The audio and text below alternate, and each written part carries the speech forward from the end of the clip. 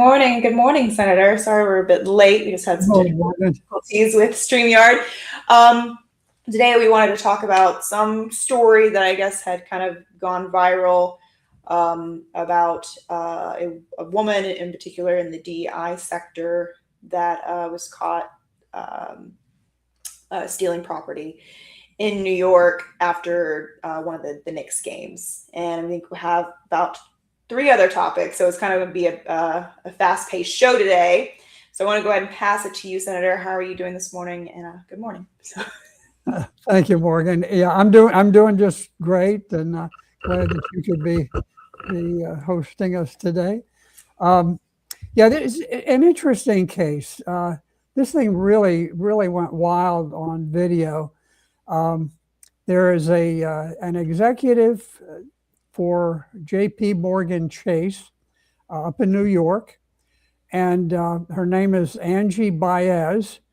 And there was a viral video that showed her in front of a number of different people on a main street in New York City, and she's stealing one of these Knicks trash containers, and you can see, look at that mass of garbage that she is throwing out there right in front of everything, right on a main street in New York City, oblivious to her crime of theft, and it's just like, hey, I'm the queen, or whatever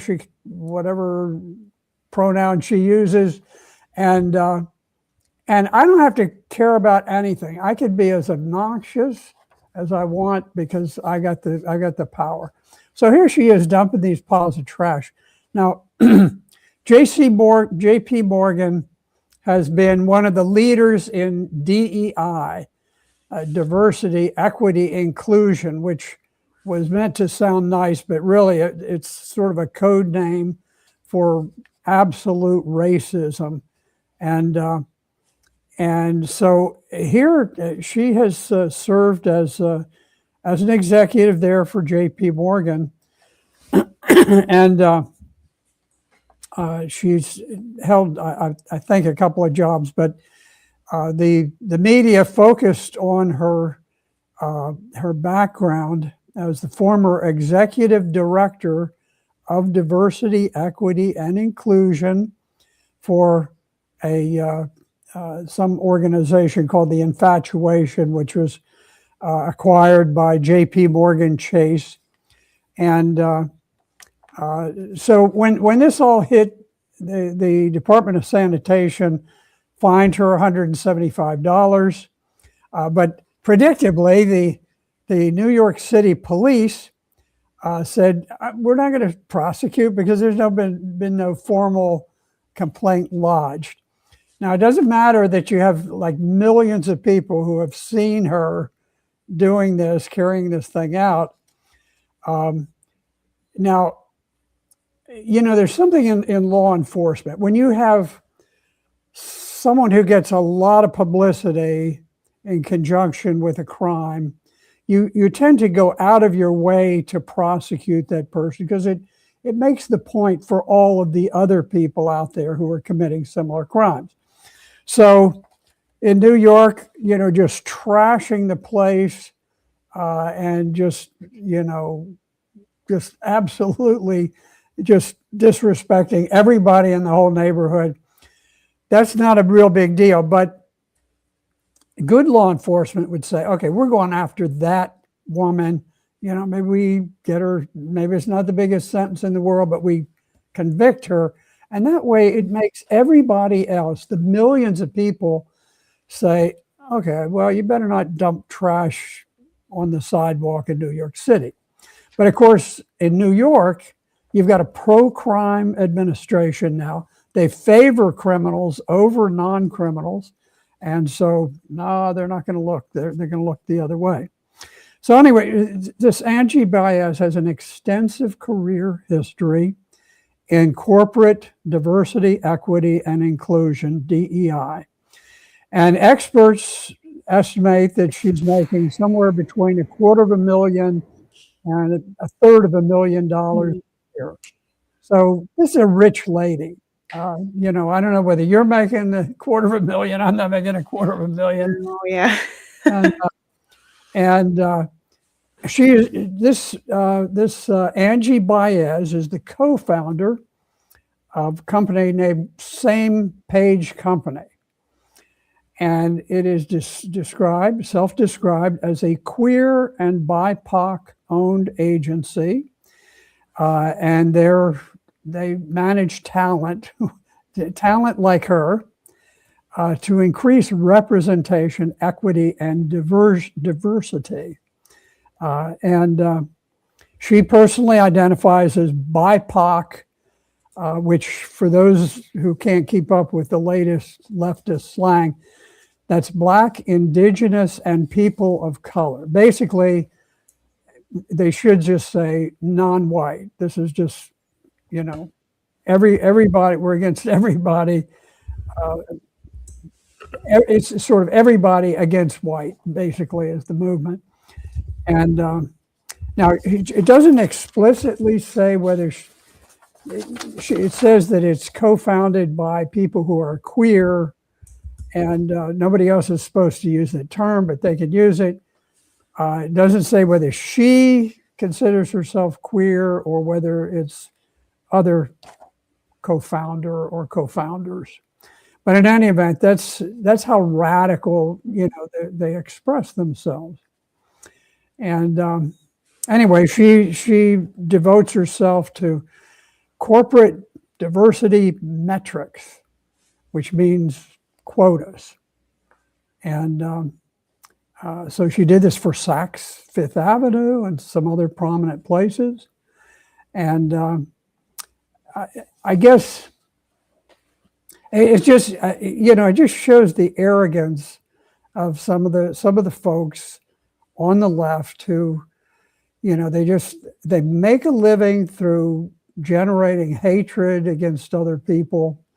And so she's sort of a prime example of our times of what goes on in this whole DEI movement today. Mm-hmm. We had a conversation on DEI. My goodness, probably over half a year ago. We've been doing this for a little bit now. It might have been actually a year ago. And your arguments were very sound. You know, the Civil Rights Act was enacted in 1964 to protect the individual from being discriminated against. And now we kind of have this progression of culture where we're uplifting groups as opposed to looking at the individual and to see if they are being discriminated against in certain respects, to whether they meet the criteria to conduct the job in the manner that needs to be conducted, or you know, they're getting hired to basically appear more diverse or something, whereas opposed to we're not hiring on the accountability of merit anymore. We're hiring on the accountability of trying to appear, you know, I guess how this culture describes it, diverse, progressive, and in respects like that. And I think that your argument that you had made in that particular podcast was very interesting and enlightening to me, because you kind of spoke about how the existing laws already are enacted to protect the individual itself from not being discriminated against, and highlighting their merit and their character over something superficial like their gender or their race or something like that really doesn't get into the nitty-gritty of whether they can conduct the job properly.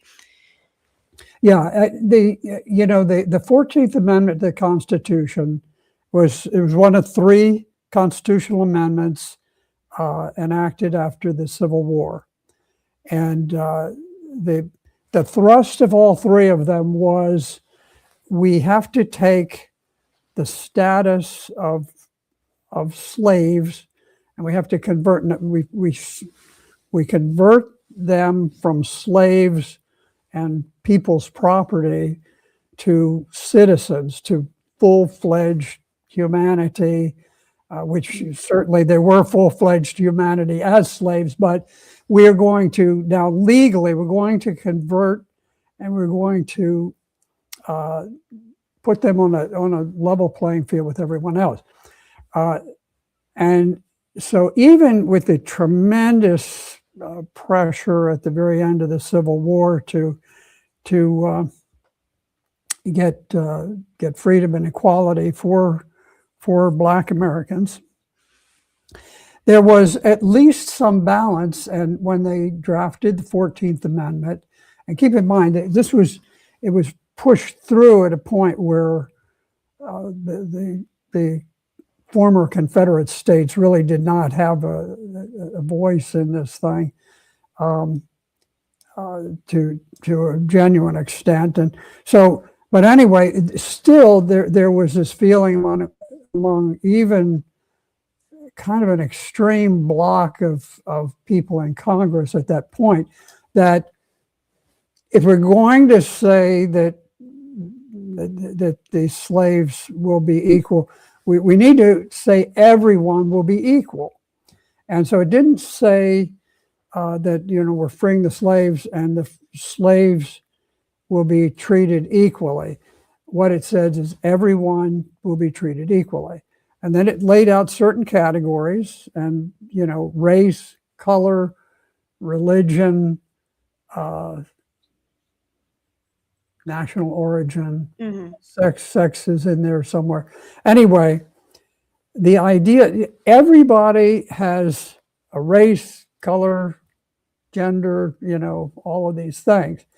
I have, you have, former, people who were slaves and were freed, they had. And so the idea was we're going to make everybody just equal before the law. And then the way that it was, the way that it developed, just from the outset, unfortunately, very sadly for America, there became this, it wasn't a cottage industry, it was a massive industry of lawsuits where it was just kind of understood that under the Civil Rights Act of 1964, which is what really broke the dam, that we really don't care about whites or Hispanics or about Asians. This is about Blacks. And we don't care about men, we care about women. This is all about women. And sort of this cherry picking. And that's where we went off on this dramatically terrible, self-destructive direction that, and I experienced it very early after the Civil Rights Act had been enacted.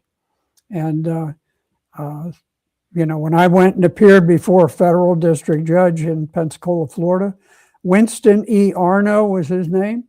And this was on a sex discrimination case. And I was representing a woman named Joan Holland and against the Air Force. And anyway, when the judge came in, we had a battery of lawyers on one side and me, a kid on the other side. And the judge leaned back and he kind of mused to himself, he said, I suppose it would theoretically be possible that a male could file for discrimination, sex discrimination. And then I said, Your Honor, I said, he mentioned John Holland. Well, it wasn't John Holland, it was Joan Holland. And I said, Your Honor, I said, this is not John Holland, this is Joan Holland, a woman. And if you could see him, he was sitting at the end of this long table and just sort of leaned back like this. And all of a sudden, when I said this is a woman, he sits up, he reaches over, he grabs his pen, he takes the complaint, he begins going through it. And he takes it dead seriously. And he's ruling against the Air Force on everything. Anyway, and so when I left, that moment in time has stuck with me because it really showed the essence of where we were headed. He was just obviously contemptuous of the notion that a man could file, even though that's what the words of the Civil Rights Act of 1964 said, didn't matter.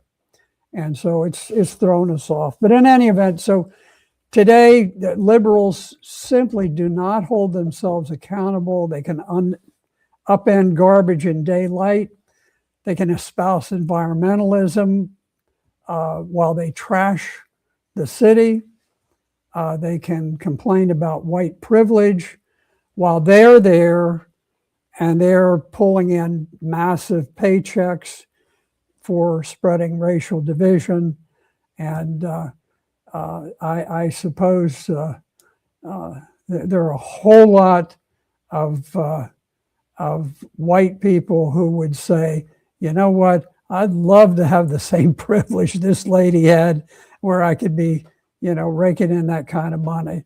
So it's a sad thing. I hope we can at some point get ourselves in the direction that I wanted to go when I was a high school kid, riding with blacks, sitting in the colored only section of the bus because I felt it was so unfair, and I stood with them in favor of ending segregation and that type of discrimination. I still, my position has never changed since then. It was radical at that time to stand beside the blacks as they were trying to come out of that situation. But we need to get the movement out of the corrupt state that it's in now and back to where that people just try to be Americans and everybody, be based on merit and not on some sort of racial thumb on the scales. Yeah. Now I know we have 3 other topics to get to, so I want to go ahead and usher those into the conversation so we have enough time to speak about this one. This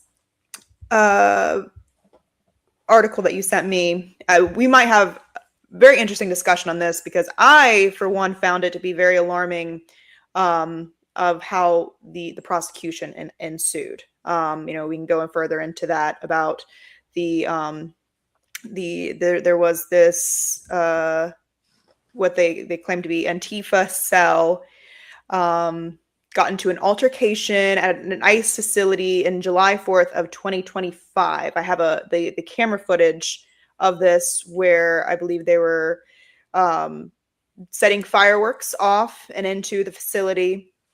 From my knowledge, it was a phone call by the desk worker in the ICE facility calling the cops saying that she wasn't sure what was happening, but there is a lot of loud noises, and she thought that there were individuals trying to get into the facility. My quarrel is with the adoption of the domestic terrorist and how it is used in prosecutions. So I want to go ahead and pass it to you, and we can kind of bounce back of why I'm kind of weary and of this new version of domestic terrorist prosecution. Yeah, and I understand where you're coming from, what your concern is, not where you're coming from, but just your concern. It can be sometimes, politically tempting to use these vague terms like domestic terrorism. I would say that this was a very violent, coordinated attack. This was on the Prairie Land U.S. Immigration and Customs Enforcement Detention Center in Alvarado, Texas. They staged this on July the 4th, 2025. And the the group that was carrying it out, they wore the standardized black bloc tactical gear with face coverings to mask their identities, and engaged in systematic property damage, slashed tires on government vehicles, used encrypted communications, and then they used the commercial grade fireworks, which they fired at the staff of the ICE facility. Mm-hmm. Now, I just want to say I do have the security footage and body cam footage, so we can inject that when that's needed. Yes. Okay. Well, you want to show that right now? Of course, yeah. Yeah. Surveillance cameras at the detention facility, and police body cam video showing demonstrators detained on the ground at one point, getting questioned and then later arrested. But the most intense video is the moment Alvarado Police Lieutenant Thomas Gross was shot. And I want to give you fair warning, the video is intense, but please know that he did survive. He says the bullet went through his shoulder within seconds of arriving at the ICE facility late that 4th of July night. He's running! Get on the ground!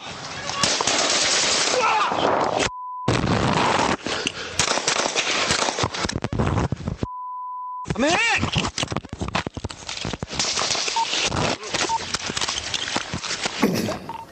Then, after the body camera video here from other law enforcement officers, they record a conversation that they have with Gross, where they ask if he's okay after he was hit. Who shot? Officer hit. 1820. We have an officer that's been hit. Who's hit? I am. You good? No, I'm hit. My back. You in the back? Oh, shit, hey. He shot me in the neck, my back. Yeah, I got him. Okay. Hey, you're good. Where'd they go? I know that they ran off that way. I'm sorry, they ran off that way. Video also shows officers processing weapons at one point and other evidence from the scene that night. More than a dozen people in all were arrested. Some of them were just sentenced this week to very lengthy prison time, up to 100 years in prison for one of those people convicted. Yeah, those are good clips. So during the ambush, there was a police officer who was called to the scene. He rushed to the scene, got out. He was shot through the neck. His name is Lieutenant Thomas Gross. He survived the shooting, although the bullet traveled entirely through his body, entering his neck and exiting his back. He managed to return fire at the shooter Benjamin Song before he collapsed and he fell to the ground. He was able to call for emergency backup. And so very violent attack, very nearly deadly, almost killed the officer. But fortunately he did survive, and they were able to control the situation. So I think in this case, I mean, this was, I'm not real crazy about the term terrorism because it's so all encompassing. But at the same time, you kind of needed something that would encompass that what was an attack on the facility, an attempt to overwhelm it, and a willingness to murder in order to carry that out. So this probably is one instance where maybe that terminology is useful. Well, I get weary of this use of it because I think we had discussed this on the show prior. The National Security Presidential Memorandum 7, which any president can go ahead and enact one, which kind of dictates how the how I want to put it, like how the executive branch is going to conduct itself in different matters. And in this one, it articulates the term domestic terrorist as anyone who perceived to be anti-Christian, anti-American, anti-capitalist. I believe that it also includes anti-fascist, which includes the Antifa group. What I'm wary of is when Barack Obama was president, we know that he got rid of habeas corpus, which allowed when you are deemed a domestic terrorist or a terrorist, you can be detained indefinitely. So that's where I get wary of it, because it seems like it is whoever is in holding of the executive branch determines what it means to be a domestic terrorist. Yeah. During Biden, it was, if you were labeled like nationalist, you have this term. I believe prior to that, it was environmentalist terrorism is considered domestic terrorism. We can remember the case that came out of Georgia, where you had a group of people who were protesting a facility where cops would be training called, I think it's called Cop City. It was a very large area that was in a protective forest area where you had environmentalists basically camping out there to not have the forest, I guess, taken down and constructed for this police operation. We had a man did die from an altercation with the cop there. I just get weary of the continued progression of chipping away rights. I think you and I would both agree that I'm super thankful that this cop survived. And what I say is that there were crimes that were already being committed that day. Attempted murder of a cop is a serious crime. Defacing government property is also already a crime. So when you extend these books and you make it to where now these individuals are being labeled domestic terrorists, which the Department of Justice put out, the people that were prosecuted, the combined sentences of 450 years in prison. I believe the people that were there with the intention to cause violence and murder individuals definitely need to have lengthy sentences. But with the attachment of the word terrorist, stripping away of rights, I get wary of that because I don't know where it ends. Given another president or in a few years, how much, more of chipping away of your civil liberties in, the court of law, because as of, you are innocent until proven guilty. But if you are deemed a terrorist, you can be detained indefinitely, not given reason for your detainment. And so that's where my hesitation comes from. Not so much the fact that these people were prosecuted, but they were prosecuted with the addition of being a domestic terrorist. Yeah, I say, and you certainly are, not defending anything that this particularly Birdsong, the one who got 100 years, that type of thing. But I understand that when you have the term terrorism, we fought the war on terror, which ended up where we fought every anti-terrorist country in the Middle East by aligning ourselves with the biggest sponsors of terrorism. And so that terror it tends to be used loosely, and I think you make a good point there. I'm glad that they slammed these folks because there is a history. There's another case back in 2020. Wait, let's see. I've got it's 2019. There was an Antifa supporter at an ICE detention facility in Tacoma, Washington, and he was armed with a rifle and attempted to explode a propane tank, but he was killed by the responding police officers before he could do that. So there's sort of this anti-ICE history with the with the Antifa movement. And the Antifa is a very interesting group. It's I think they're very well funded, but it's a very amorphous group that very deliberately avoids identifying itself in ways that can be traced back. But one of their things is they wear what they call black bloc attire, all black clothing, helmets, and masks to conceal the identity. New York Police Department, their intelligence briefing noted that groups wearing garb like this employed bicycle scouts to map out police locations, and they would also distribute tools for smashing windows, and they would direct breakaway groups to torch vehicles using Molotov cocktails. I think that's during the George Floyd racial uprising.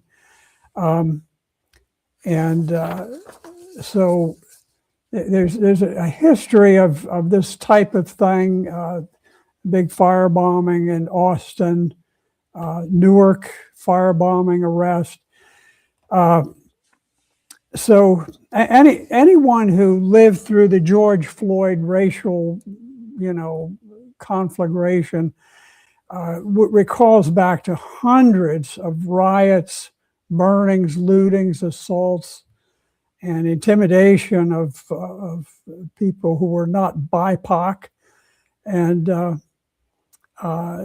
typically Antifa, the BLM groups tend to be kind of mixed race. They were predominantly black, but they had a number of whites. The Antifa tended to be white or non-black, let's say non-black. And many of the Antifa people were kids from wealthy families. So they'd come out of their gated communities and they'd go out and they'd burn down the non-gated communities in the name of racial equity. The most dramatic of all of the Antifa attacks was on the night of May 29th, 2020, when in the course of all of the George Floyd riots, there was a concerted movement to attack the White House. And the attack was so threatening that at a certain point, the Secret Service agents, they didn't ask the president what he wanted to do. They just said, Mr. President, we're taking you to the underground bunker because their job is to preserve the executive branch of government. And the president is the face of the entire executive branch. And so they took him down. They didn't care what he wanted or didn't want to do. He was going along with family members. And meanwhile, there was this enormous siege taking place outside the White House. And it was a very coordinated tactical assault by radical extremists associated with BLM and Antifa. And it went on for days where these violent agitators would, during the daytime, they'd get out there, they'd do protests and so forth. But when nightfall came, they would turn the city into a war zone. And again, using this black bloc tactic where they would they'd have their hoodies, body armor, helmets, face masks, and they would gather, and they would use brickbats. They hurling very heavy bricks. They'd have bottles of urine and feces, and then they would use the commercial grade fireworks that they would fire right in the faces of the Secret Service agents and other federal agents who had gathered to defend the executive branch of government. And in any event, at night they They tore down steel security barricades. They torched the Secret Service guard shack. They burned St. John's Church, which stands only 500 feet away from the White House. And before it was over, the rioters had injured 60 federal agents using a textbook planned offensive, and it came very close to overthrowing the government of the United States by killing or somehow dethroning the president of the United States, Donald Trump. And so much is made of we had the big riot on the Capitol where a whole lot of people just walked through the Capitol building and so forth. But the media almost never talks about the fact that the United States came within a hair's breadth of these mobs overwhelming the Secret Service agents at the White House and ousting the government of the United States. Much closer. Now, the rioters at the U.S. Capitol, when they acted, they threatened to slow down the wheels of government and delay things and so forth. But there's never any serious possibility that they were going to somehow bring down the government. When the mobs went after the president of the United States, there was sort of the thin blue line that held, fortunately, but you can tell with 60 agents being injured in the course of it, and the fact that the president had to be almost, well, I don't think he didn't resist, but they didn't say, Mr. President, would you like us to take you down? They just said, Mr. President, we're going down to the secure bunker because we're in danger of our lines collapsing and being overwhelmed. And and hopefully, the government was so corrupted at that point because you had leftists in the Pentagon and leftists in the intelligence agencies, and you would hope that had the lines collapsed and the president been down there, that the military would have launched an attack to restore the president back to office. And but at that time, there's no guarantee they would have, because you had the chairman of the Joint Chiefs, Mark Milley, and he was asked by the president to walk with him just a short distance across to St. John's Church, and he felt compelled to apologize for walking with the president of the United States, who had just been driven into a secure bunker by a violent mob. And he felt he had to apologize to the mob because he had stood beside the president, who had the temerity to walk across the street and stand there by this church that had been burned to demonstrate, hey, the federal government is still operational. The president is still in charge of the government. And so you had such corruption within that first Trump administration, working very, very much against him. So it was, and Antifa was sort of in the whole thing. I encountered Antifa just in local demonstrations that they were not violent, but had they been able to get enough numbers and power, they would have become violent. Mm-hmm. Yeah. I get understand the state that this country is in, where you have records amount of people who are acknowledging a system is not adequately being conducted the way that it was designed to be. You have corruption at the highest levels not being checked, not justice not being enacted towards them. And so you have people on both ideological spectrums who are being exploited and through the media, through echo chambers, through social media, and are encouraged to take these violent actions. And I think that it's more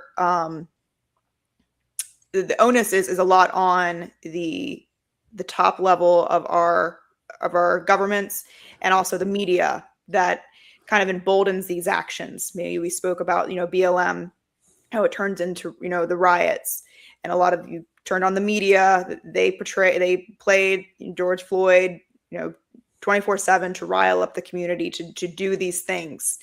And you also said that there were peaceful demonstrations in the daytime where you had people who had legitimate grievances that wanted to be addressed. And then you had people who were opportunists and exploitists and went out at night and conducted themselves in heinous actions, defiled their own communities, even small businesses.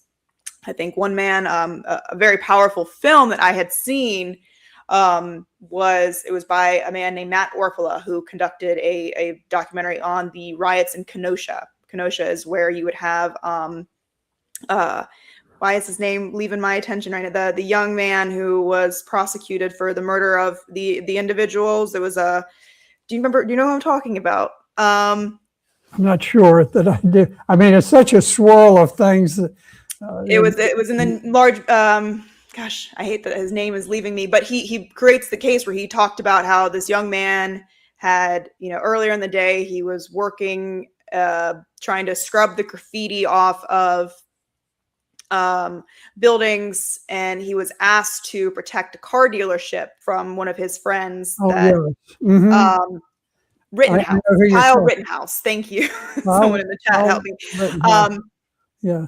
But it spoke about, it kind of exposed how the media was conducting itself to malign this young man as a white supremacist racist, which it had a trickle down effect. I mean, this man would go to the colleges and be faced with like the most intense amount of violence, ridicule, to the point where he had to be ushered out of certain areas because of the threat of his safety.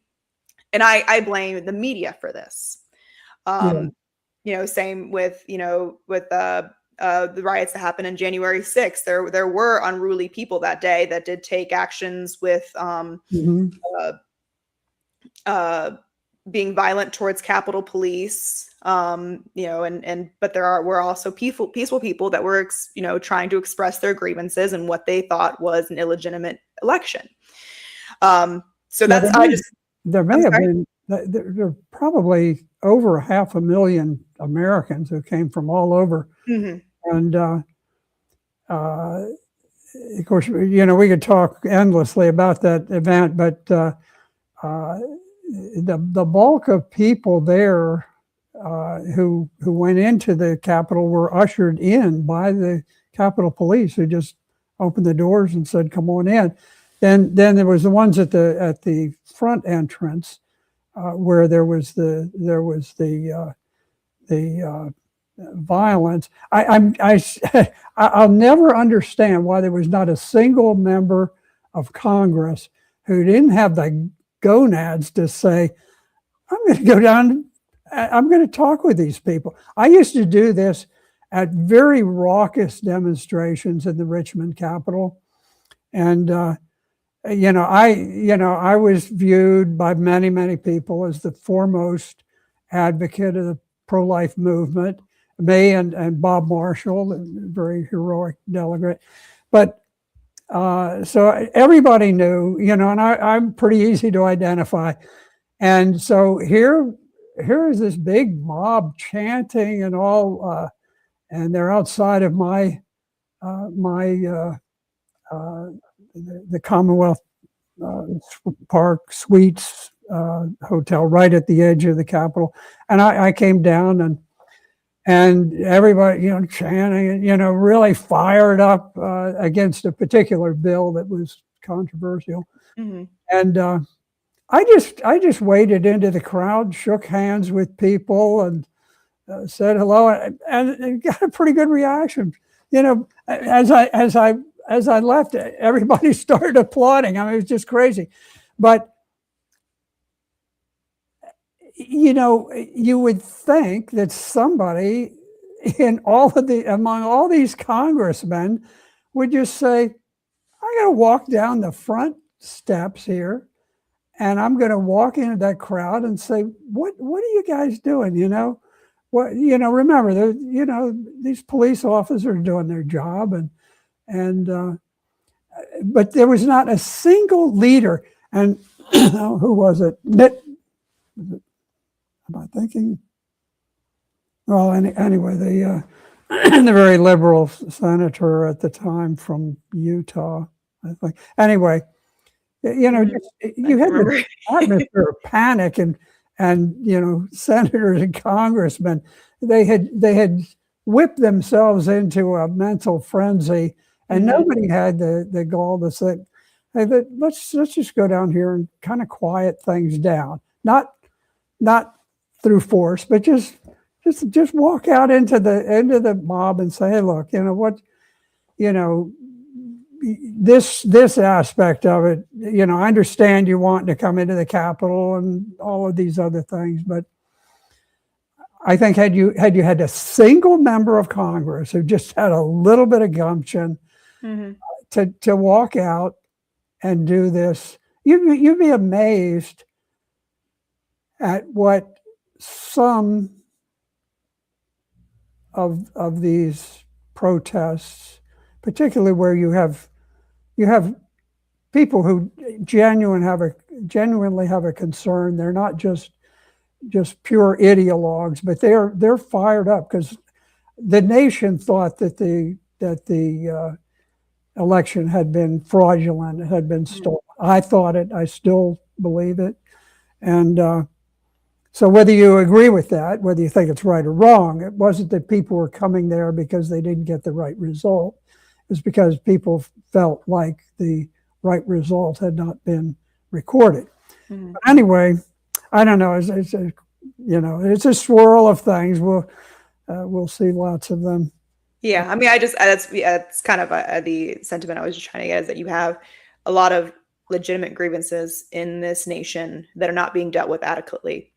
And so therefore they're being exploited, and you have people who are, I would say, malleable in the extent to where they're being pushed to conduct themselves in manners that is not, how a community member should serve themselves. I think, and that is a testament to what you were saying, how no representative came out and kind of confronted the people, is what I'm basically saying, is that people see that, people understand that our representatives have manipulated their position to not be public servants, but to be the lords of the community, and whatever they say goes, and that they, are the ones that need to be put on the pedestal, as opposed to actually hearing the constituents and what they want and pushing for those ambitions. So that's kind of where I got. And then knowing that reality, I fear that there will be this more progression of violent actions, civil unrest, when our representatives are conducting themselves like lords and ladies and not like representatives. Well, Morgan, I'd like to touch on one more thing before we finish. Yes. Sorry, I know we went a little extra on this one and the last story, but and this is on the fentanyl. Coming out of Europe. Is that the next story? Well, let me see. Yes, maybe we'll talk about the drop in the fentanyl drug deaths at another time. Yeah, let's touch on that. Do you have a video to go with it? Pardon me, I do not. I should have grabbed one, but I didn't. I have the snapshot of the article you sent me and some of the bullet points of what was in the bill. Yes. Let me just run through this. The European Union, it has a parliament, and Parliament doesn't have the powers that the U.S. Congress does, but in a sense, the Parliament is the legislative body of the European Union. And so there's been so much pressure regarding illegal immigration and even legal migration that finally it's reached a breaking point. And finally, the European Commission, they don't have a president. There's nobody you can elect as your chief executive. It's kind of a soft dictatorship, the whole EU business is. But in any event, this regulation came down sort of in the nature of a bill that we would have in Congress.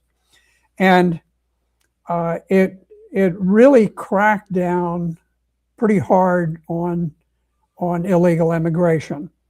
And now the European Union for decades and decades has been the burying place for any attempt by people from any European nation to get control of it. They've been the ones who have kept the sort of the open borders policy for all of Europe and dictated it to all the different countries. And finally, this thing came to a vote, and this pretty tough piece of legislation to crack down on immigration. And on June the 18th, this month, there was a vote held by the European Parliament on cracking down. And when the bill passed, I mean, this is so dramatic. It's been like 40 or 50 years with the EU being the block that prevents people from having any common sense immigration policies.